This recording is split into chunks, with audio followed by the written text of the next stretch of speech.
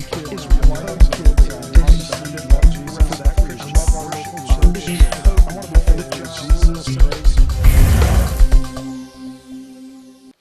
Hobby Lobby was the third time that the Religious Freedom Restoration Act, or RFRA, had been before the Supreme Court.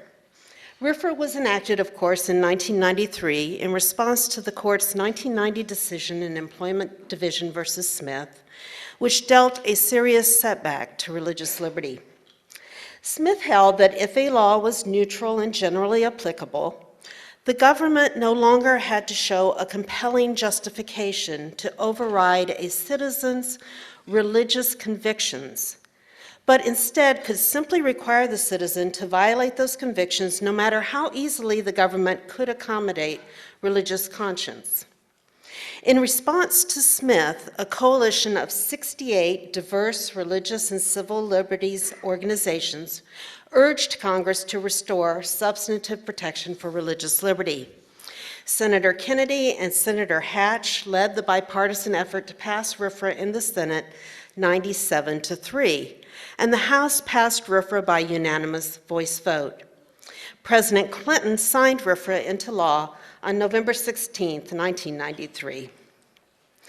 The first time RFRA was before the court, in 1997, in City of Bernie v. Flores, the court held that Congress lacked the authority to apply RFRA's compelling interest standard to state and local governments. But RFRA's second trip to the court was a unanimous victory. In 2006, the court heard Gonzalez versus Ocentro, in which a small religious sect invoked RFRA to protect its right to drink tea made from huasca plant leaves, a drug prohibited under federal drug laws. The court held that the federal government may not substantially burden a citizen's religious practice unless the government demonstrates that an exemption for that particular individual would actually prevent the government from achieving its compelling interest. Now, for anyone reading the huasca leaves of Ocentro, the court's broad interpretation of RFRA in its third case, Hobby Lobby, was entirely predictable. In Ocentro, the court had acknowledged that the uniform enforcement of the nation's drug laws was certainly a compelling interest. But the government failed to show that allowing an exemption for the sacramental use of huasca tea would prevent uniform enforcement.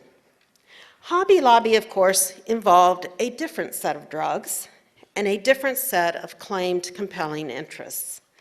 But the analysis in Ocentro, when applied to the Hobby Lobby facts, to me, seemed to make the outcome inevitable.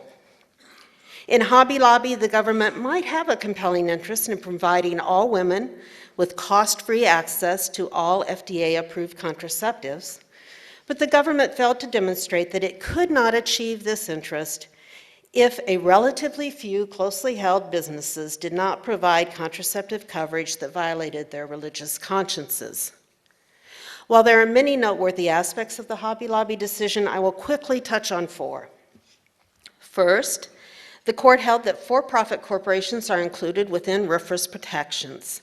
And in reaching that conclusion, the court said something very significant. It ruled that its interpretation of RFRA is not cabined by the court's constitutional jurisprudence for the Free Exercise Clause.